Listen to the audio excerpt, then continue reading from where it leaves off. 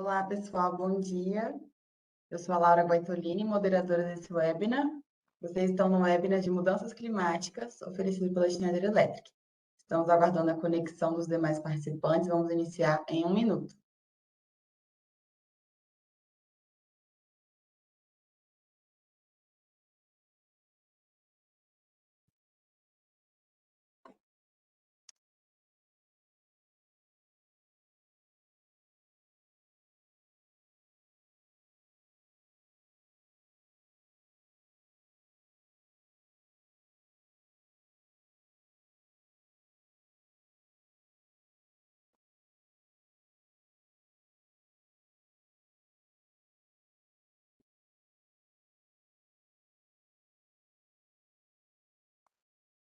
Olá a todos, bom dia novamente. Eu sou a Laura Guaitolini, moderadora desse webinar que está sendo oferecido pela Schneider Electric.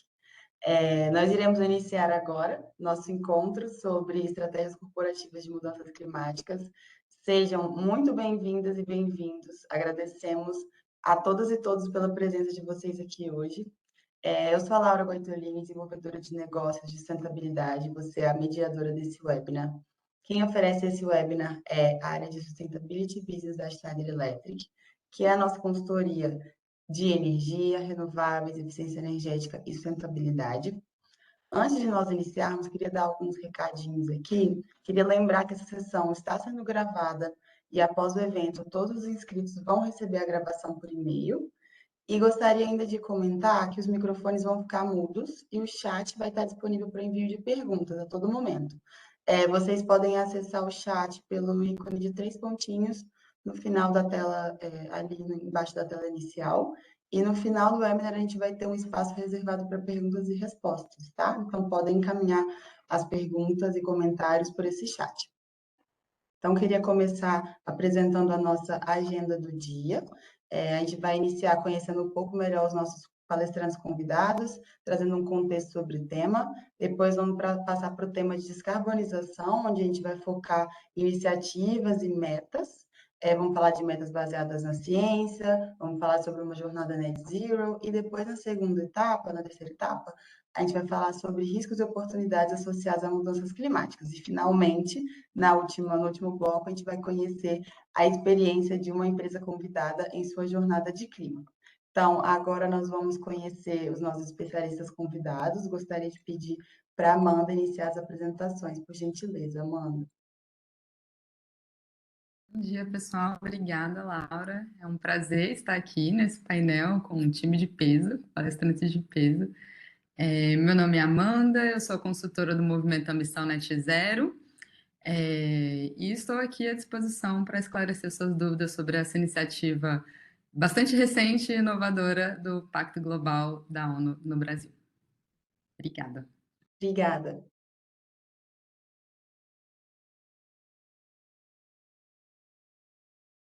Acho que sou a próxima, Laura. Já pode seguir, por favor. Obrigada. Oi, pessoal, bom dia. É um prazer estar aqui com vocês. Eu sou a Lígia, eu faço parte da equipe do Pacto Global da ONU aqui no Brasil. Trabalho para uma iniciativa internacional chamada Science Based Targets e vim aqui contar um pouquinho mais para vocês sobre como funciona e como fazer parte dessa iniciativa. Prazer estar aqui. Obrigada, Lígia.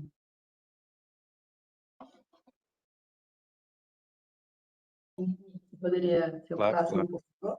Obrigada. Meu nome é Henrique Passini, agradeço o convite para participar. Trabalho com as Nações Unidas, da Agência de Comércio, aqui no SET, Conferência das Nações Unidas para o Comércio e Meio Ambiente, na unidade de meio ambiente, especificamente. E trabalho a maior parte do tempo num projeto de desenvolvimento industrial limpo chamado Sustainable Manufacturing and Environmental Pollution, ativo na África e na Ásia. Mas os problemas lá são parecidos com os problemas do Brasil. Então, espero contribuir para essa sessão hoje. Obrigado. Obrigada. Bom dia, pessoal. Eu sou Fábio, gerente de sustentabilidade aqui do Itaú. Um dos meus mandatos é a estratégia climática aqui do banco e vou compartilhar com vocês um pouquinho da nossa jornada. Prazer estar com vocês. Pessoal, muito obrigada a todos os nossos convidados por estarem aqui hoje. Espero que a gente tenha discussões provejosas para todos. Então, antes de passar a palavra para vocês, para darem aí os depoimentos e as explicações, a gente vai começar com o contexto de quem é que está aqui, né, organizando esse webinar, que é a Schneider Electric. Então, a Schneider Electric é uma empresa que atua no ramo de gestão de energia, digitalização e sustentabilidade. A gente vem liderando pelo exemplo no nosso ecossistema há mais de 20 anos com iniciativas e estratégias de sustentabilidade, o que nos levou a ser reconhecidos, né, no ano passado como a companhia mais sustentável do mundo pelo Global 100 da Corporate Knights. Esse ano também fomos posicionados no 4º lugar, então, para nós, sustentabilidade é uma jornada que não termina, né? Só vai mudando de direção e de escala e de velocidade. Então, por um lado, nós estamos aí atuando nos nossos próprios negócios, nosso próprio ecossistema, mas nós também, uma parte importante da nossa estratégia de negócio é levar soluções e fazer toda a nossa cadeia de valor andar junto conosco, né? Então, subir essa régua e trazer todo mundo que a gente puder junto conosco. Então, nós também somos o parceiro digital dos nossos clientes para eficiência e sustentabilidade. E de que forma que a gente atua? Ajudando nossos clientes a fazerem basicamente ali 3 coisas principais. Primeiro, definir suas estratégias relacionadas à energia, relacionadas a renováveis, relacionadas a mudanças climáticas, à sustentabilidade, né, de forma corporativa, holística, e aí trazer digitalização para esse processo por meio de ferramentas digitais, como softwares, né, de gestão. E, por fim, atuar, depois de, né, trazer gestão, identificar quais são as iniciativas que trarão descarbonização e essa digitalização também ser acompanhada durante todas as décadas que ela vai ter que ser vista pelas empresas. Então, essa que é a nossa atuação também como negócio, e é importante para nós continuar atuando nessas 2 pontas. E só para finalizar, então, falando um pouquinho do contexto de por que a gente está aqui hoje, né? Todos esses convidados e vocês aí, nossos participantes. Nosso objetivo aqui hoje não é convencê-los de que mudanças climáticas é um tema importante para as organizações, a gente já está partindo desse ponto, né? Nosso objetivo aqui hoje é entrar um pouco mais no como, né? No que está disponível, conhecer exemplos, conhecer iniciativas que possam ajudar. Mas o que é importante comentar aqui é o senso de urgência desse tema, né? Então, todos os compromissos que os governos e empresas já fizeram hoje ainda estão nos levando para um cenário de aumento de temperatura mais do que o dobro do que nós mesmos concordamos no Acordo de Paris, que é um cenário de 1,5 graus, né? Então, hoje é muito importante aqui reconhecer o papel das empresas e por isso que a gente vai falar de estratégias corporativas de mudanças climáticas.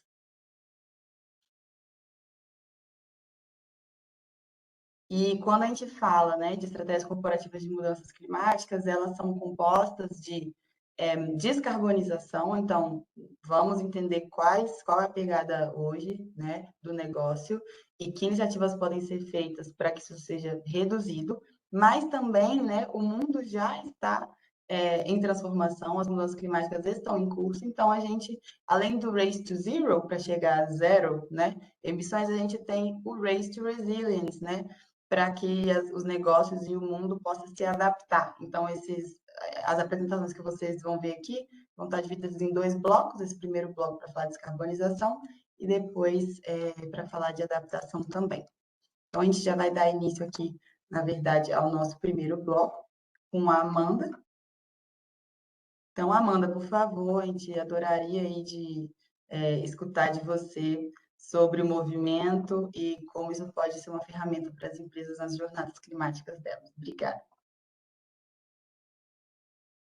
Eu que agradeço, Laura, a grande responsabilidade de iniciar esse webinar, né? Falando um pouco do movimento Ambição Net Zero, vocês podem, por favor, passar o slide? O movimento ele é bem focado no ODS 13, imagino que vocês já estejam familiarizados com a Agenda 2030, né, e os Objetivos de Desenvolvimento Sustentável como um todo. Bem recentemente, o Pacto Global das Nações Unidas, ele reviu a sua estratégia, né, isso foi em abril, para realmente incorporar todos os ODS na sua estratégia. A gente está na nossa década de ação, né, para os ODS, temos até 2030 para atingir todos eles.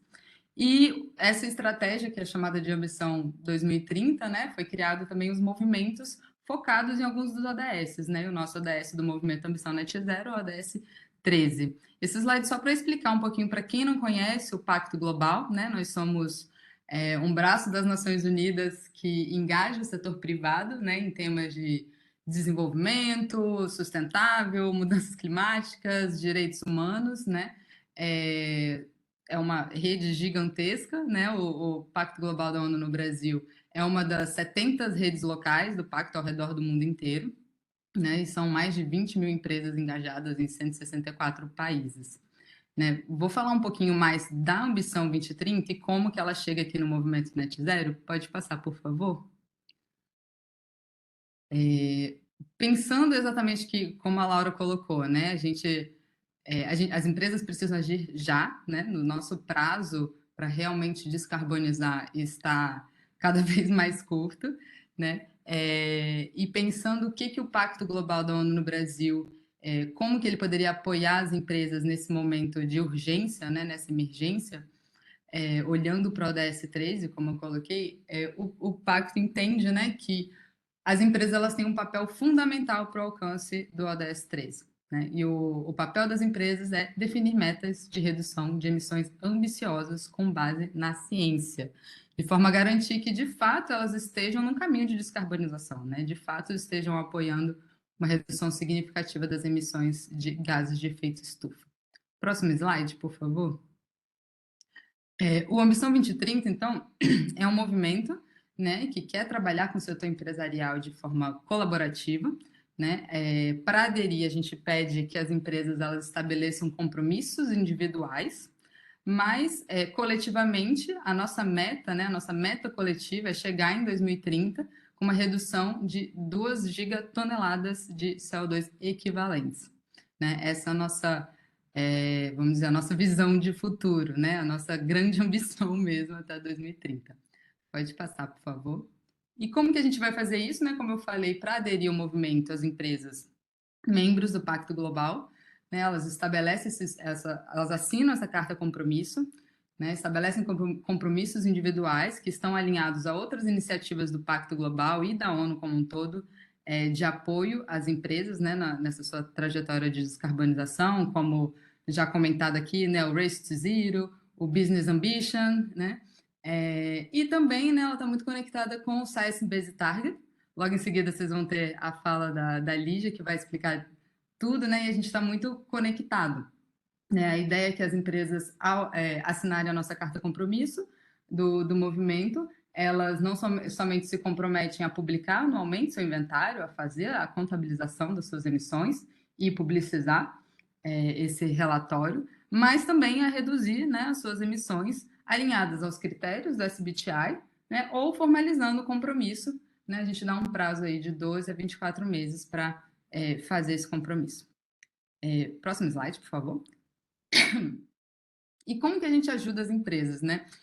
Eu tenho falado um pouco que o movimento é como se fosse, vamos dizer, um passo anterior a esse compromisso de estabelecimento de metas, né? Porque a gente está aqui justamente para apoiar as empresas, ajudar elas, né, a realmente implementar ações ambiciosas mesmo de redução de emissões. Né? E a gente atua junto com as empresas em 4 pilares, que é a jornada de construção de capacidades, engajamento de alta liderança, um foco na cadeia de valor e o monitoramento e visibilidade, né? Como eu falei, a gente tem uma meta muito clara para atingir em 2030, né? Uma meta coletiva muito clara. Então, é muito importante também que a gente esteja acompanhando isso e oferecendo às empresas participantes do movimento ferramentas, né, e conhecimento para que juntas a gente consiga chegar a alcançar essa meta. Pode passar um pouco o próximo slide, por favor? Junto com a gente, né, além das empresas, a gente tem o nosso comitê consultivo, que também é um time de peso.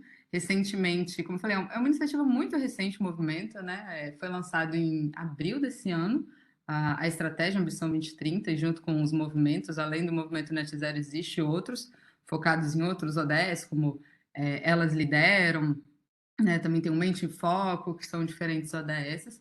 No nosso do Net Zero, a gente conta com não somente a Thelma Krug, que é a vice-presidente do IPCC, a Rebeca, do CDP, o Maurício, do WWF, o Marcelo, a Carolina, do WRI. A gente tem também o Rafael Tello, que é a nossa empresa embaixadora do movimento, né, o diretor de sustentabilidade da Ambipar, e a Maite Leite, a nossa gerente da plataforma de clima do Pacto Global, né, e que lidera as iniciativas climáticas dentro do Pacto como um todo e puxa, né, as ações do movimento também. Pode passar, por favor, um pouquinho da governança. Só um panorama das empresas, né? Nesses 6 meses de atuação do movimento, a gente já tem uma adesão muito significativa, né? Eu acho que até é interessante falar como existe uma percepção geral dessa emergência climática e um interesse espontâneo mesmo das empresas a aderir ao movimento, porque elas estão muito preocupadas mesmo, né, em como acelerar, né? A gente não tem mais como, não tem como fugir, né, desse processo de descarbonização, né? E as empresas estão querendo mesmo aprender cada vez mais o que é possível fazer para, enfim, alcançar as metas realmente ambiciosas de redução de emissões. Pode passar, por favor. Falar um pouquinho da jornada também, né? Como eu falei, a gente atua em 4 pilares. Algumas dessas empresas já estão juntos com a gente, acho que no principal iniciativa da nossa jornada Free, como a gente chama, né? Esclarecendo, a adesão ao movimento ela é gratuita, né? Basta assinar a carta compromisso e aderir ao movimento, né? E quando você adere ao movimento, você já participa dessa jornada de construção de capacidades mesmo. Agora a gente está acontecendo o Acelerador Climático, que é um curso sob demanda na plataforma global do Pacto Global, né? A plataforma o Academy. E a gente tem atividades mensais, como não somente plantões de dúvidas sobre o conteúdo do acelerador, mas também webinars de engajamento, webinars também que a gente apresenta cases e troca informações e compartilha desafios e soluções. É até curioso falar, né, que por mais que a gente tenha muitas iniciativas, né, e muitas empresas caminhando interessadas no tema, recentemente, em um dos webinars focados nos cases, né, foi curioso ver o quanto os desafios ainda são bastante significativos, o quanto as empresas ainda precisam de muita capacitação e muito mais instrumentos para realmente conseguirem acelerar essa sua jornada, né? E é por isso também que a gente oferece às empresas do movimento não somente essa jornada gratuita, a gente tem também uma outra jornada premium, né? Que é uma jornada paga, né, e que é bem mais focada, né, personalizada para as empresas que têm esse interesse de realmente acelerar ainda mais, né? Assim, elas estão interessadas em acelerar e focadas mesmo nas suas especificidades, né, nas suas necessidades, enfim, uma jornada mais particularizada para elas. Por favor, próximo slide. Estou finalizando minha fala, a Lígia, em seguida, também pode esclarecer muito mais sobre o SBTi, como ele também se conecta ao movimento, também me coloca à disposição. Queria terminar minha fala também trazendo esse comentário do Rafael, né, o Rafael Tello, que é o VP de Sustentabilidade na Ambipar, e está no nosso comitê consultivo e é a nossa empresa embaixadora do movimento, que eu achei muito interessante quando a gente realizou o primeiro evento de kickoff do movimento, e ele reforçou muito isso. Eu acho que é o que a gente precisa muito agora, e o movimento ele vem, vamos dizer, endereçar essa lacuna mesmo, né? Trazendo uma agenda coerente, com ações interessantes e desafiadoras, com a abrangência que a gente precisa nessa transição, né? E é por isso que a gente está aqui junto com as empresas nessa jornada. Último slide, por favor. Só para encerrar, né? Agradecer o convite e fico à disposição caso vocês tenham dúvidas e comentários e interesse de saber mais sobre o movimento. Obrigada, Laura. Muito obrigada, Amanda. Fica aí o convite para todos os nossos participantes que ainda não são aderidos do Pacto Global para aderirem, para os que já são aderidos para conhecerem mais sobre a ambição Net Zero. A gente vai deixar os seus contatos aqui para os que tiverem interesse em conhecer mais e realmente parabenizar vocês pela iniciativa, pois a gente sabe que quando o assunto é mudança climática e da transição para uma economia de baixo carbono, um objetivo compartilhado e ação colaborativa são coisas essenciais para nos levar na direção que a gente quer. Então, super obrigada. E agora a gente vai passar para a Lígia, e que bom que você comentou sobre metas baseadas na ciência, que agora a gente vai ter oportunidade de escutar diretamente da Lígia o que são essas metas e como as empresas podem fazer para também definir metas baseadas na ciência para os seus negócios. Lígia, por favor.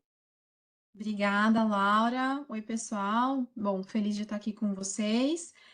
Como a Amanda comentou, então o movimento Ambição Net Zero é um chamado à ação para que as empresas estabeleçam metas de redução que sejam ambiciosas e baseadas na ciência. E agora eu vou contar um pouquinho para vocês o que é esse baseado na ciência, né?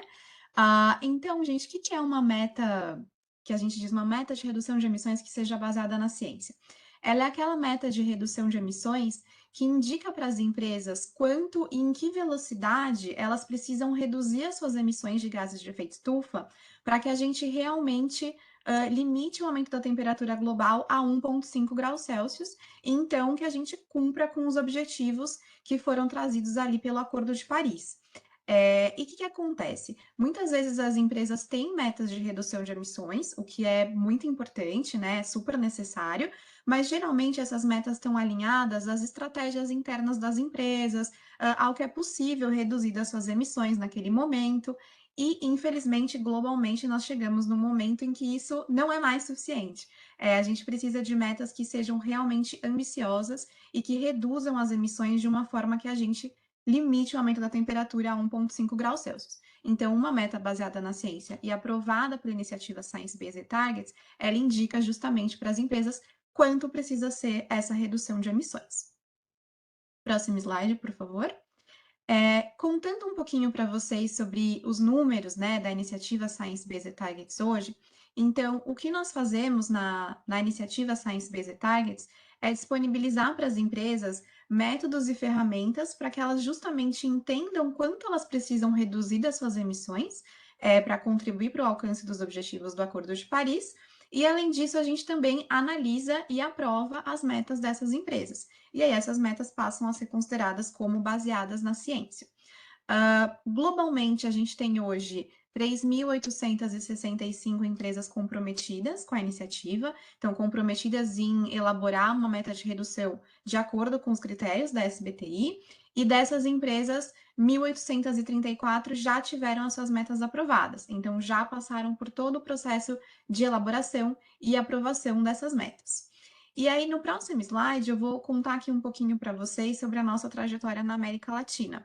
E, acho que a gente não tem aqui o slide de América Latina, mas o que eu queria falar para vocês sobre esse tema é que a gente tem quase aí 4.000 empresas do mundo inteiro comprometidas, e aqui na nossa região a gente ainda tem um longo caminho para crescer. A gente tem cerca de 120 empresas latino-americanas comprometidas, muito espaço para crescer ainda, então eu deixo aqui um convite para as nossas empresas, não só brasileiras, mas de toda a região, para que conheçam mais a iniciativa, façam parte da Science Based Targets e liderem essa agenda aqui na América Latina. E, bom, eu disse aqui que ter uma meta baseada na ciência é importante e tudo, mas eu queria mostrar para vocês alguns dados sobre esse tema.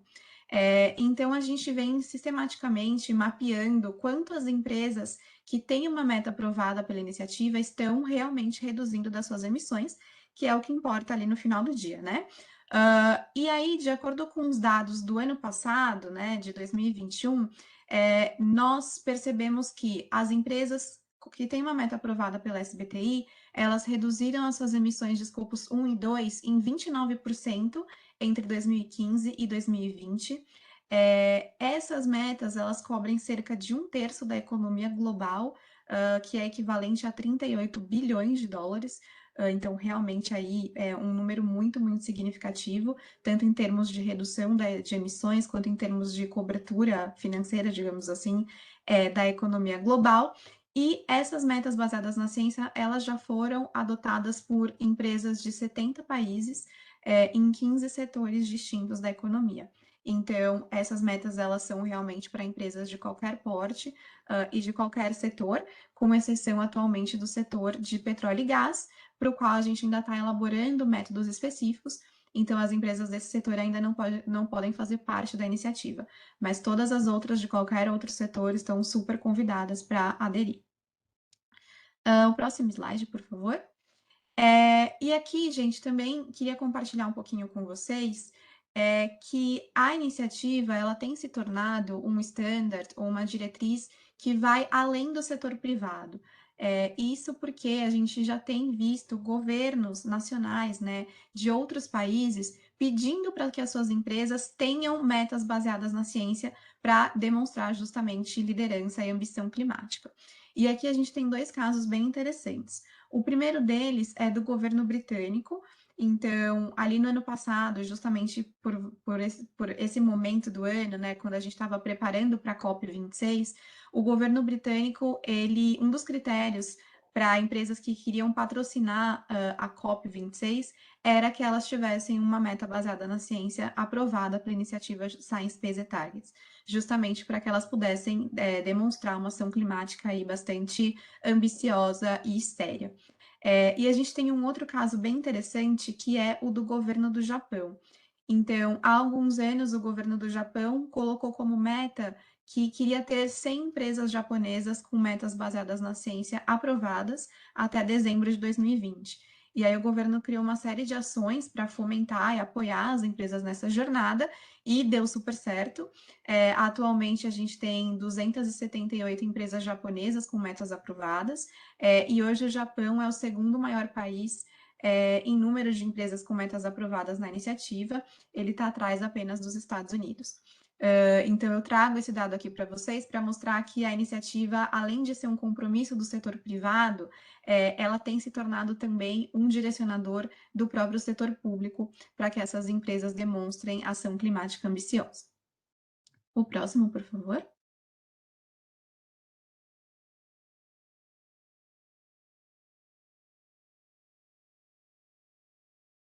Obrigada. E aí, compartilhando aqui um pouquinho com vocês sobre os benefícios para as empresas, né? Por que é importante para elas, por que é interessante para essas empresas fazerem parte da SBTI. Então, a gente tem aqui uma série de porquês, né? Se unir à iniciativa, que vão desde aproveitar as oportunidades que a economia de baixo carbono oferece para as empresas. Então, por exemplo, por meio da criação de novos produtos ou serviços que atendam a essas demandas dessa nova economia que a gente precisa fomentar. A gente também tem muitas empresas reportando que quando elas fazem parte da iniciativa, elas acabam se antecipando à evolução de normas, de legislações e do desenvolvimento do próprio mercado.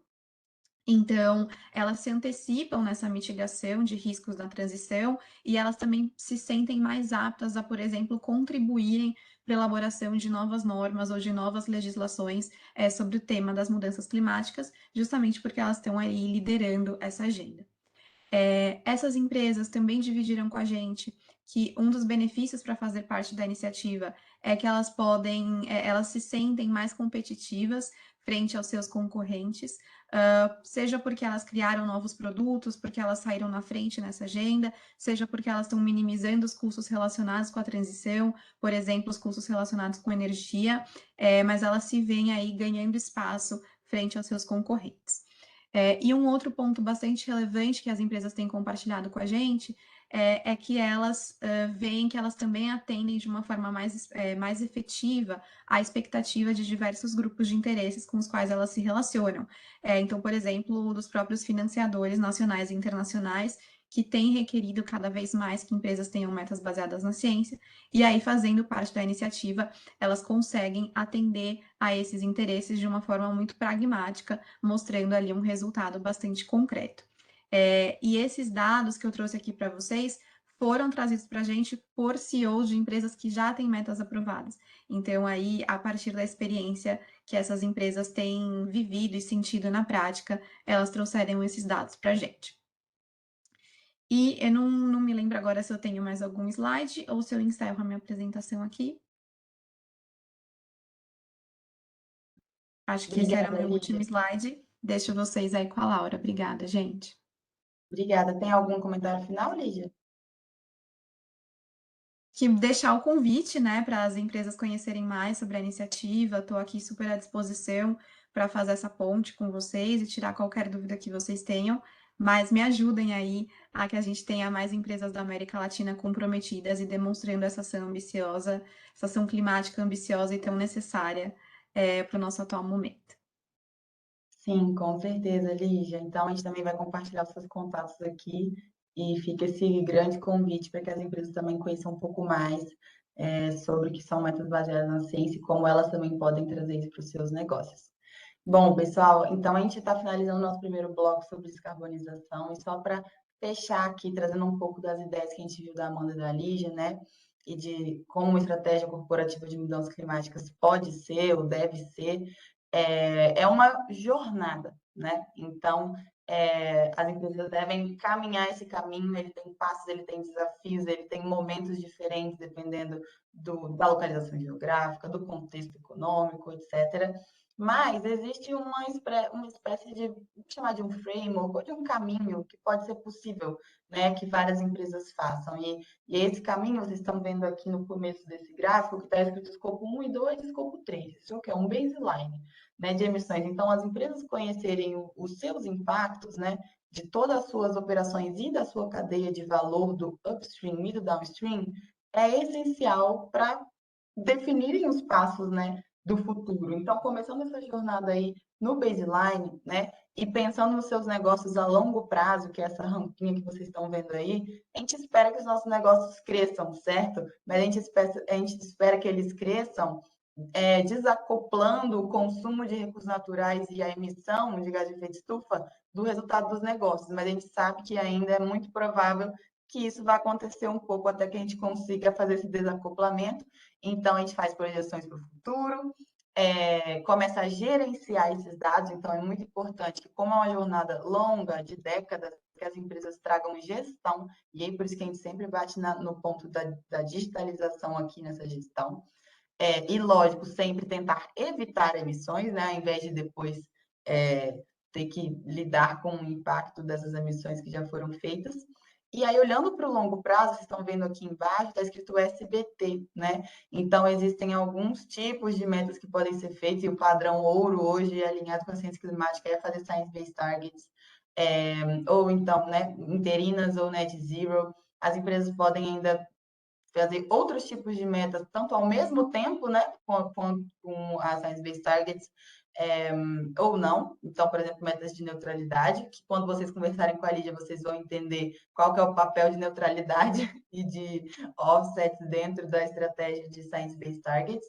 E aí esse caminho, ele é composto de muitos passos, de muitas alavancas que podem trazer os resultados de descarbonização, e não existe uma iniciativa só, não existe uma bala de prata, né, que as empresas vão falar, não, faça isso e pronto, tá tudo resolvido, né? Então, a gente tem vários tipos de ações, são ações de eficiência no uso de recursos de energia, a gente tem ações de substituir fontes de energia fósseis por fontes renováveis, a gente tem uma pequenina participação de compensações dentro da metodologia também aceita de Science-Based Targets. E a gente tem as emissões escopo 3 que vão pedir ações de engajamento com a cadeia, tanto com os fornecedores quanto com os clientes, os parceiros de negócio, pois não são emissões que vão estar no escopo do controle direto das empresas. Então, todas essas áreas, essas alavancas, são coisas que as empresas devem olhar nas suas jornadas, devem conhecer onde estão, devem ter um caminho claro para onde ir, baseado em Science-Based Targets, mirando um net zero, né, até 2050. E esse é, então, um exemplo, né, de como uma empresa poderia estruturar aí uma jornada de descarbonização. Então, agradeço muito a Amanda e Lígia, e agora eu vou passar para o Henrique, onde a gente vai ver um pouco mais de como as empresas podem também abrir um pouco essa visão, conectar o tema de mudanças climáticas com outros da organização e olhar um pouco de riscos e oportunidades para os seus negócios relacionados a isso. Então, bem-vindo, Henrique, por favor, a tela é sua. Muito obrigado novamente. Acho que você é um pouco a ovelha negra desse grupo, porque eu sou o que menos tem experiência corporativa, mas trabalho, felizmente, em um projeto que apoia primariamente o setor privado na África subsaariana e na Ásia, nos setores têxteis, de curtumes, reciclagem de baterias e o setor de bebidas e alimentos, né, que são grandes indústrias em países em desenvolvimento. Então, eu trabalho para a UNCTAD, para a Unidade de Meio Ambiente, e eu vou tentar levantar alguns pontos aqui, conectando esse importante tema das estratégias de descarbonização corporativas com uma narrativa maior sobre poluição em geral. Próximo slide, por favor. Então, pensando em mudanças climáticas, o básico, né, o que todo mundo pensa em questão de mitigação, né, como reduzir o potencial de contínua acumulação de gases de efeito estufa na atmosfera.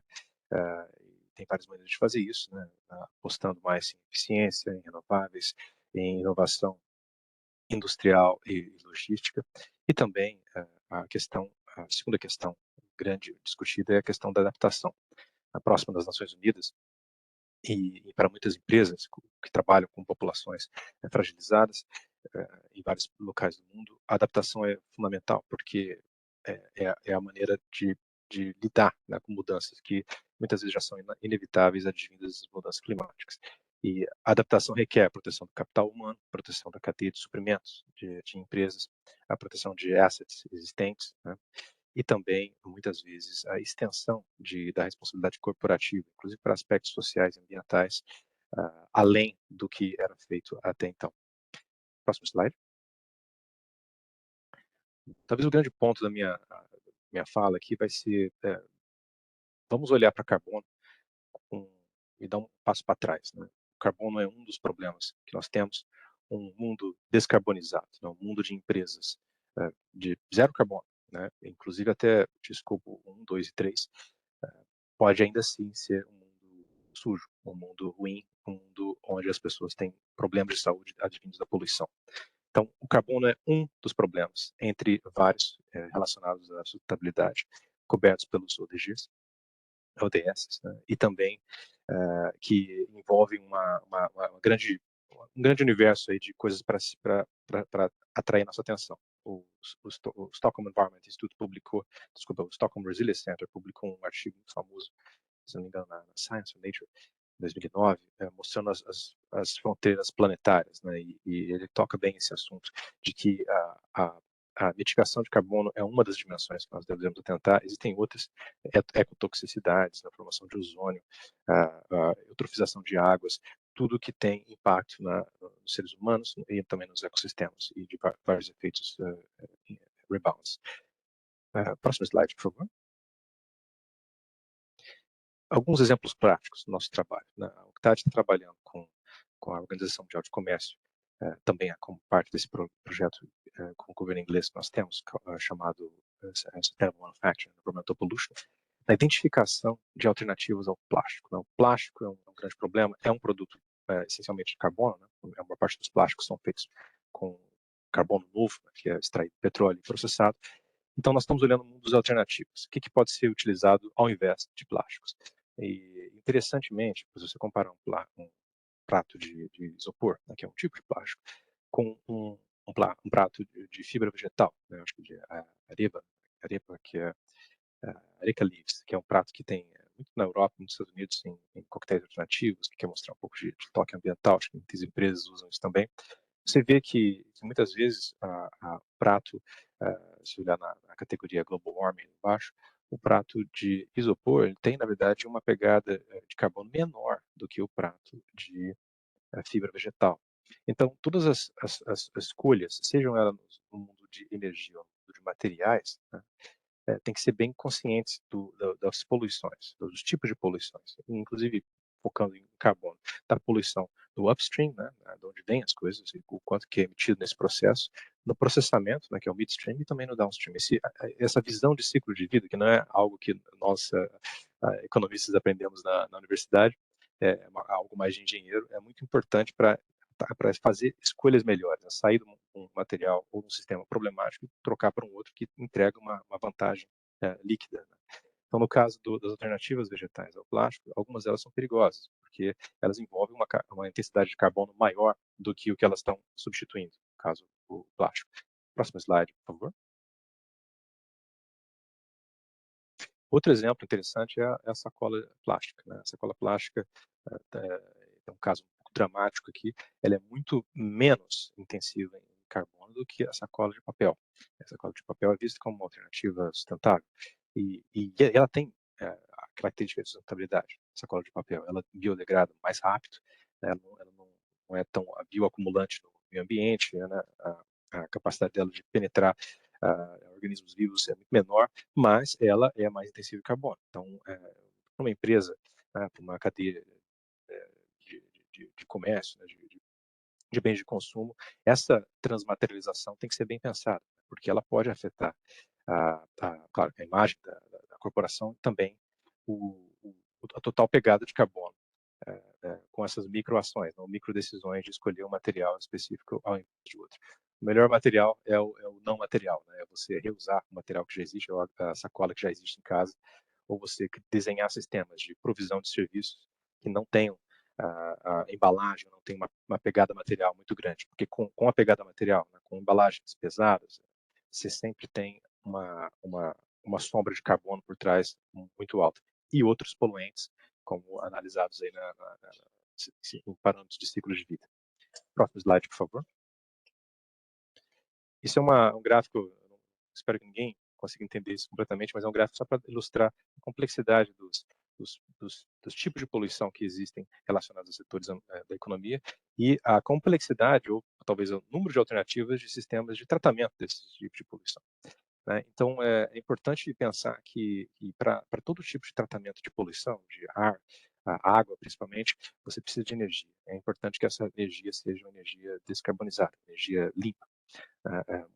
Eu estava no Paquistão recentemente, lá fui visitar várias fábricas têxteis e, infelizmente, a água que entra na fábrica é relativamente limpa, a água que sai da fábrica, mesmo tratada, ela não é naquele ponto onde você quase poderia beber como ela entrou na fábrica. Então, idealmente, no futuro, nós vamos ter que ter os sistemas Fabris, sistemas de produção ligados ao ODS 12, que funcionam com energia limpa e que produzem tipo de muito baixo quantidade de resíduos, ou água limpa saindo da fábrica.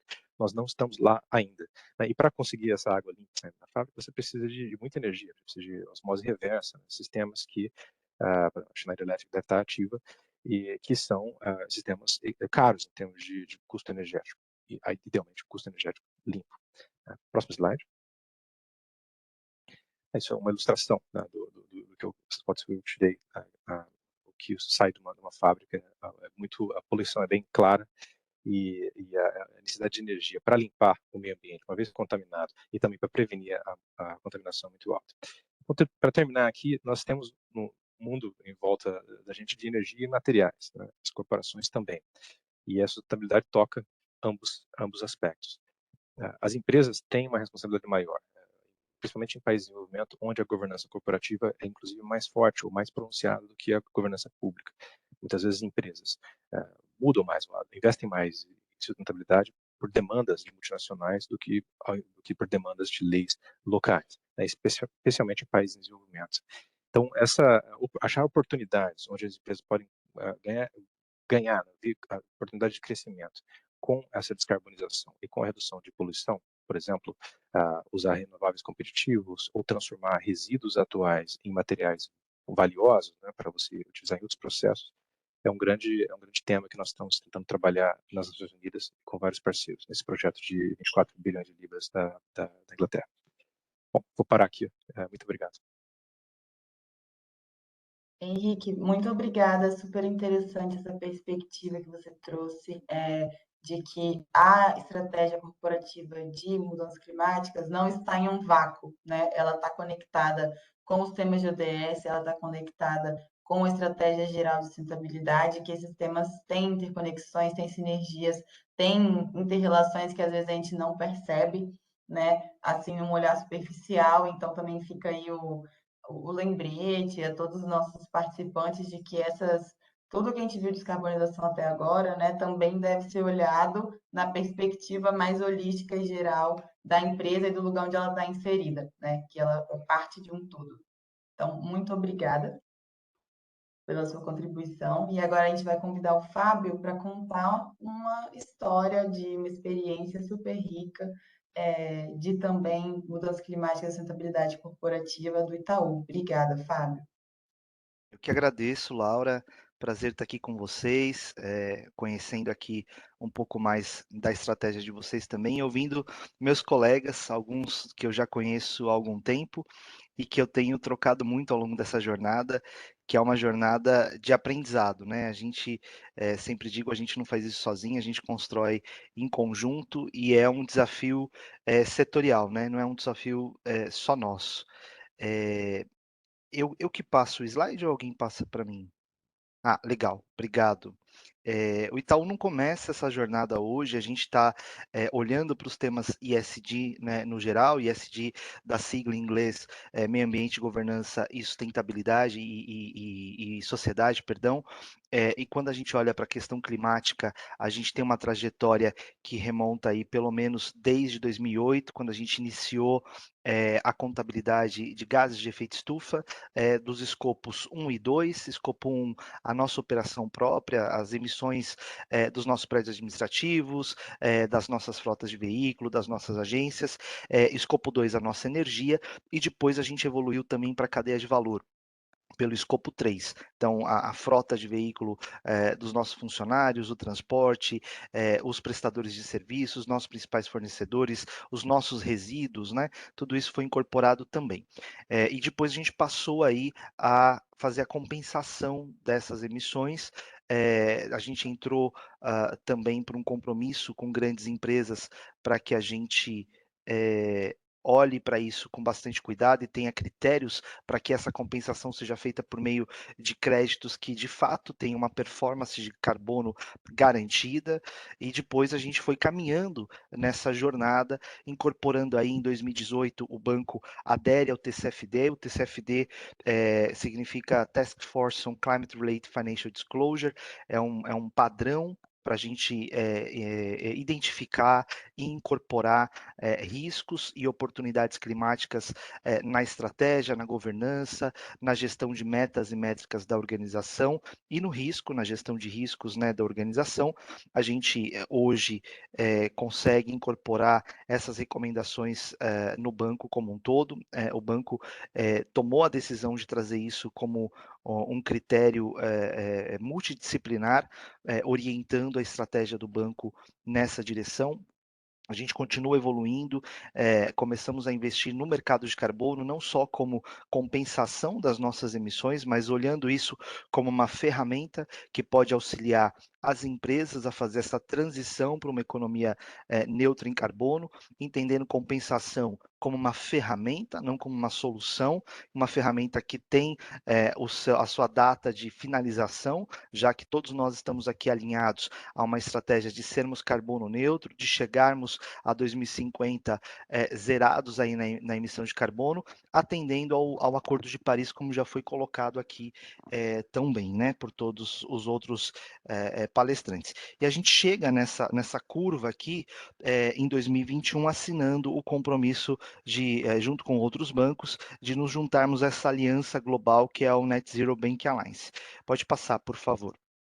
A maneira como o banco comunica os nossos princípios para fora da organização é através de 10 compromissos de impacto positivo que norteiam tudo que a gente faz aqui. Esses compromissos, eles não são projetos de sustentabilidade, eles são projetos de integração ESG no core business do banco. Então, cada um desses compromissos pertence a uma diretoria diferente da organização. A sustentabilidade garante a governança, a estratégia e que isso esteja caminhando e evoluindo na direção correta daquilo que a gente entende que é a geração desses impactos. Eles estão suportados pela nossa cultura e eles estão conectados direto ao negócio. O Net Zero, ele é transversal a cada um desses negócios. A gente entende que as metas climáticas, elas permeiam toda a organização. Quando a gente está olhando para a operação própria, como é que a gente reduz as nossas emissões no escopo 1 e 2, hoje a gente já compensa tudo que a gente emite. A ideia é que a gente evolua para, ao invés de compensar, reduzir essas emissões, remover essas emissões dos nossos processos. Quando a gente olha para os nossos negócios, é mover o portfólio de investimento e de crédito para essa situação carbono neutra. Pode passar, por favor. Tudo isso está desenhado porque o grande arcabouço que a gente tem que ter em mente, esse guarda-chuva de informação que tem aqui, é muito desenhado para a realidade do setor financeiro, todos eles estão contribuindo para a gente atender o Acordo de Paris. O Acordo de Paris determina a limitação do aquecimento global em até 2 graus, com esforços para 1,5. Isso não é uma decisão política, está suportado por modelos climáticos, pelo cenário climático. O que a gente mais tem aplicado e utilizado são os cenários do IPCC, que nos dá um range aí de aumento de temperatura, de redução, perdão, das emissões da ordem de 40% a 60% até 2030, para que a gente possa caminhar até 2050 e chegar nessa situação net zero, e isso se desdobra em alguns eventos.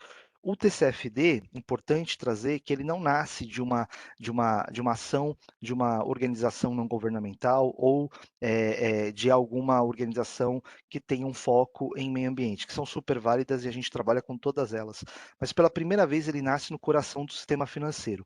Pela primeira vez é o Financial Stability Board, o braço financeiro do G20, que levanta a mão e fala: olha, as questões climáticas representam um risco muito sério para a estabilidade global do sistema financeiro. E dado que isso é uma realidade, dado que os nossos modelos estão capturando essa seriedade, os bancos centrais precisam olhar para isso e regular. Não à toa o Banco Central do Brasil está olhando para isso e está fazendo regulação nesse movimento, não só o Banco Central, como a CVM, a SEC dos Estados Unidos também, como bancos centrais do mundo inteiro. Existe uma aliança de bancos centrais hoje chamada NDFS, que trabalha exatamente para isso, mas também as instituições financeiras precisam internalizar essa dimensão, porque representa risco, mas também representa oportunidade se a gente aprender a adaptar os nossos negócios e a mover os nossos portfólios para lá.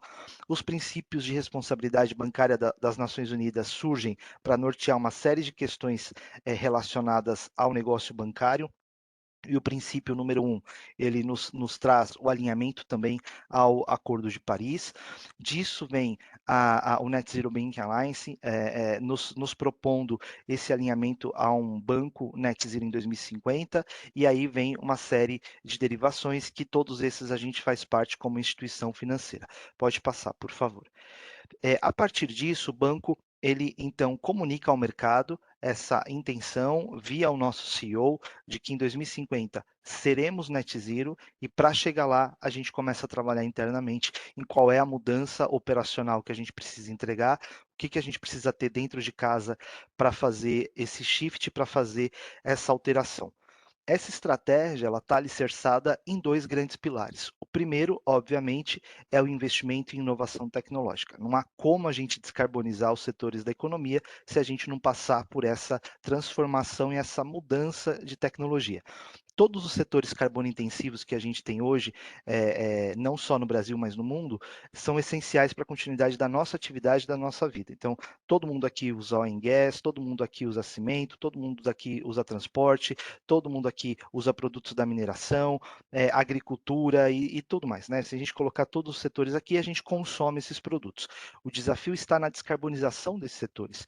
Como a gente ganha escala, como a gente incorpora tecnologias que não são carbono intensivas e que a gente consegue trazer isso para a realidade do consumidor e para a realidade das companhias. Então, o braço de inovação tecnológica, ele precisa ser fomentado e muito rapidamente para atender essa demanda por uma transformação geral. O outro pilar é o engajamento de todos os nossos clientes. Alguém aqui falou muito sobre o escopo 3. Quando a gente olha para as emissões de gases de efeito estufa de um banco, elas são muito pequenininhas. A gente não é uma indústria, a gente não produz um produto físico, eu não tenho matéria-prima entrando, eu não tenho uma geração de resíduos saindo, né? Então, o Henrique falou de ciclo de vida de produtos, né? A gente faz isso para cartão de crédito, por exemplo, para minha maquininha de cartão de crédito. Então, são coisas pequenas se a gente comparar com a indústria no geral. Mas quando eu olho para as minhas, o que é chamado de emissões financiadas, ou seja, a emissão que o meu cliente faz por meio do crédito que eu dou para ele, aí sim a minha carteira ela cresce e cresce muito. Então, no nosso escopo 3, uma das subcategorias que a gente precisa mensurar é essas emissões financiadas, a nossa participação nas emissões dos nossos clientes por meio do crédito que a gente oferece para ele. Isso é novo na forma de mensuração. E a metodologia hoje que é a mais aceitável e a mais recomendada para todos os bancos, tem hoje mais de 200 bancos que estão engajados nisso, a gente ajudou a construir até aqui e está em constante evolução, é essa metodologia chamada PICAF, que ela nos traz aí uma foto dessas emissões da nossa carteira. A gente tem aplicado isso, publicado isso desde 2020, mostrando a evolução disso, né? Então esse é o primeiro passo que a gente trouxe dentro dessa estratégia de descarbonização. Conhecer qual é a nossa situação, onde estamos e quais são os setores mais carbono intensivos representados na nossa carteira. A partir disso, a gente começou a olhar também de que forma a gente vai produzir produtos, serviços e advisory para ajudar esses setores e os nossos clientes a fazer essa transição. É uma jornada que a gente constrói em conjunto com os clientes. Não adianta a gente pensar em exclusão, não adianta a gente pensar em deixar de fora as empresas, porque é um movimento que precisa ser construído no mercado e com o mercado para que todos estejam juntos nessa jornada. Se alguém ficar de fora, vai continuar emitindo. E se continuar emitindo, todos nós vamos sofrer o impacto dessas emissões. Então a gente precisa trazer todo mundo no mesmo lugar.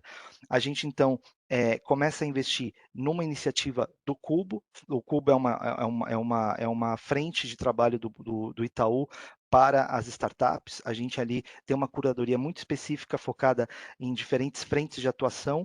A gente criou um hub específico para temas ESG e hoje esse hub está trabalhando muito focado em redução e remoção de carbono.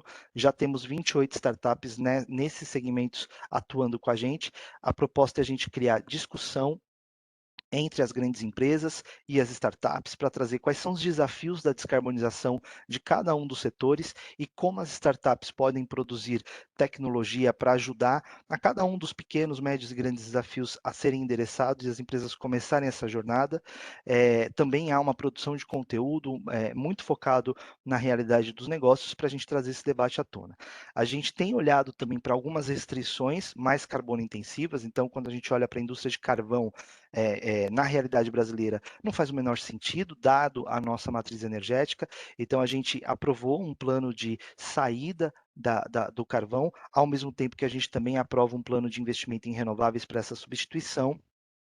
O nosso pacote aqui de investimento para setores, né, direcionamento de recursos em setores de impacto positivo, contempla uma série de setores que estão alinhados com as questões climáticas, estão 400 bi de reais até 2025 dedicados a isso, e o que vem pela frente, que a gente está trabalhando nesse exato momento, a minha equipe, junto com uma consultoria externa, está desenhando as curvas de descarbonização setorial, então olhando para os setores carbono intensivo, como é que a gente determina a linha de base, o que são emissões daqueles setores de cada um dos clientes e como é que a gente cria essas curvas para a gente poder olhar e dizer, bom, em 2025, 2030, 2035, até chegar em 2050, como é que o meu portfólio de crédito tem que estar, como é que vai ser essa curva de descarbonização, o que é possível de incorporar de tecnologia, como é que a gente vai trabalhar com esses clientes para chegar lá.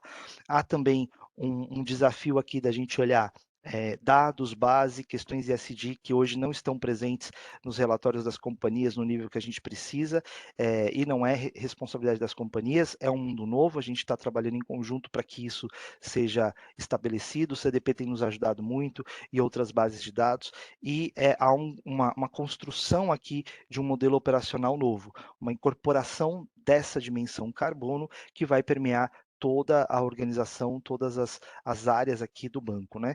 E, óbvio, esse advisory para clientes, para que a gente possa, junto com ele, construir esse caminho, essa jornada aí daqui para frente.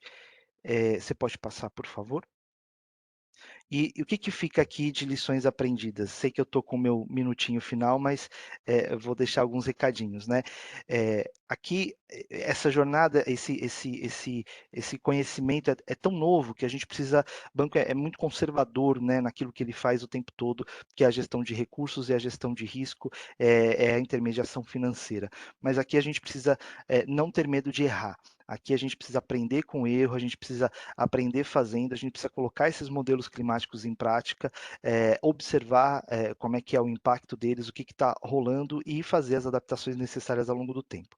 A gente precisa incorporar a variável climática na governança de toda a organização e isso começa pelo comitê executivo, pelo conselho de administração, para que todo esse corpo diretivo esteja ciente do que vem pela frente, do que é necessário para a organização continuar aí seus negócios de forma perene, né?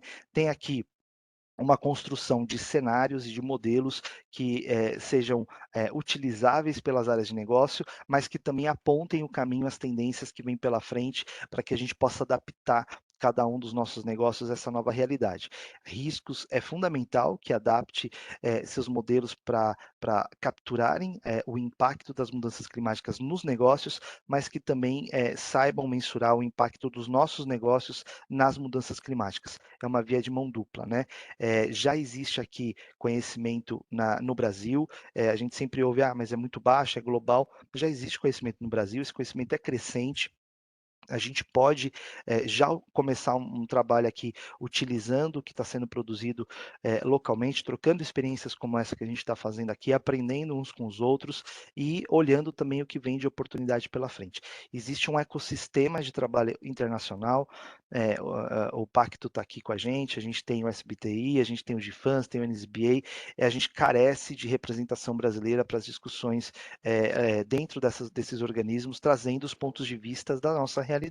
Então, depois não adianta a gente também ficar reclamando de que não atende a realidade brasileira se a gente não está lá levantando a mãozinha e trazendo os pontos de discussão, né? Precisamos ter mensuração das emissões. Ano de 2022, não são todas as empresas que fazem inventário de emissão, a gente precisa ter isso como prática tradicional de todo mundo, escopo 1, 2 e 3, se possível auditado, tudo bonitinho, isso precisa entrar no business as usual de todas as companhias, né? Assumir compromisso é importante, toda vez que uma companhia assume um compromisso, isso vira um motorzinho que impulsiona a companhia a caminhar na direção daquilo que ela já publicamente colocou. Isso é importante para essa agenda não parar e lembrar que essa não é nem nunca será uma agenda de sustentabilidade. É uma agenda multidisciplinar que envolve toda a organização e ela só vai dar certo se todos estiverem caminhando no mesmo sentido e isso for espalhado aí por todas as áreas de negócio e de inteligência das companhias. É isso que eu tinha para compartilhar com vocês hoje, pessoal. Nossa, Fábio, incrível. Muito obrigada por essas mensagens finais aqui também. E obrigada por ter exemplificado com o caso do Itaú tudo que a gente conversou aqui hoje, né? Então, como uma jornada climática em uma empresa é feita de descarbonização, é feita de adaptação, é feita de entender o contexto da organização do país onde a empresa está, e é uma jornada longa, né? Então, a gente vê aí que o Itaú começou há muitos anos e tem planejado os próximos passos do futuro, e que também como é importante termos ações em conjunto, envolver nossa cadeia, fazer compromissos e fazer parcerias, né, para assim todo mundo avançar junto. Então, aqui também da nossa parte fica essa conclusão para todos os participantes que estão com a gente, de que a sua empresa pode não ser do tamanho do Itaú, pode ser em um setor completamente diferente, mas todas as empresas têm a sua contribuição, né, para mudanças climáticas e devem ter uma ação e uma responsabilidade também, independente do setor, independente do tamanho, independente do tipo de negócio, sendo uma empresa iniciante na jornada, ou uma empresa que já está avançada, ou uma empresa que já está super avançada e liderando, né, até puxando aí as outras a chegarem para o nível dela, todas podem fazer algo. Então, novamente, fico com o convite para falarem com a Lígia e com a Amanda sobre as iniciativas. Muito obrigada ao Henrique também por ter mostrado como elas podem expandir o olhar, ao Fábio por ter mostrado como elas podem seguir, trilhar essa jornada de forma consistente ao longo dos anos, envolvendo todas as áreas da empresa. E contem também com a Schneider Electric, se vocês precisarem de apoio para desenhar essa jornada e caminhar essa jornada nos próximos anos, né? Então, ficamos aqui à disposição de vocês, todos os nossos contatos vão estar no chat. Se vocês tiverem ainda 2 ou 3 minutinhos, a gente tem várias perguntas, que algumas já foram respondidas no chat, outras não.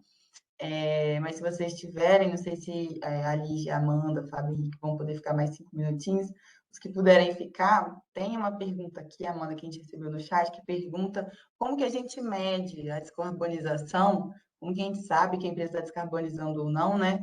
E eu queria pedir a ajuda da Lígia também para responder essa pergunta, porque o José Neto também pergunta se a mineração tem algum indicador diferente, é medido de alguma forma, então... no Science Based Targets, Lígia, tem alguma coisa diferente para a mineração? E aí, Amanda, depois você também poderia ajudar a responder como que a gente mede se uma empresa está se descarbonizando ou não? Oi, gente, obrigada pela pergunta. Eu fui tentando responder algumas delas aqui no chat, não sei se eu coloquei as respostas nas caixinhas certas, mas as respostas estão aí, tá bom? Com relação à mineração, a SBTi não tem um método específico para esse setor, né? A gente tem para alguns outros setores, a mineração não é um deles, mas isso não significa que empresas do setor de mineração não possam ter metas baseadas na ciência. Então, a gente tem 2 métodos distintos, um método que é válido para empresas de qualquer setor e que traz uma redução absoluta das emissões, e um outro método que está disponível apenas para alguns setores específicos, porque depende de dados gerados pela Agência Internacional de Energia, e esses dados só estão disponíveis para alguns setores. Mineração não é um deles. Então, as mineradoras precisam usar o método de contração absoluta, que é um método válido para empresas de qualquer setor. Então, respondendo a pergunta de uma forma mais direta, sim, mineradoras podem participar, podem ter uma meta baseada na ciência, mas não tem um método específico para esse setor. Obrigada, Lígia. E, Amanda, como que a gente mede, então? Qual é o indicador de descarbonização para as empresas? Nesse momento, como a gente tinha falado, né, o movimento a gente é um chamado à ação, né? A gente ainda está amadurecendo como a gente vai fazer esse monitoramento e esse acompanhamento. Inclusive dentro do Pacto Global, né, a gente tem o Observatório 2030, em que a gente vai fazer o acompanhamento não somente do movimento Net Zero, mas dos outros movimentos também. Então, assim, infelizmente eu não consigo te dar exatamente o detalhe, né, assim, de como a gente faz isso, mas a gente está amadurecendo isso agora internamente dentro do movimento para conseguir divulgar e deixar mais clara essa jornada, né? Eu acho que essa jornada que inclusive a Laura mostrou aí já é vamos dizer, um mapa, né, inicial bastante importante para a gente conseguir fazer esse monitoramento de forma mais, vamos dizer, próxima, né? Assim, cada vez mais acompanhando-se coletivamente como a gente vai chegar às metas. Não sei se eu consegui responder todas as perguntas, talvez até a Lídia poderia também trazer outras informações, mas enfim. Obrigada, Lígia. Você gostaria de comentar?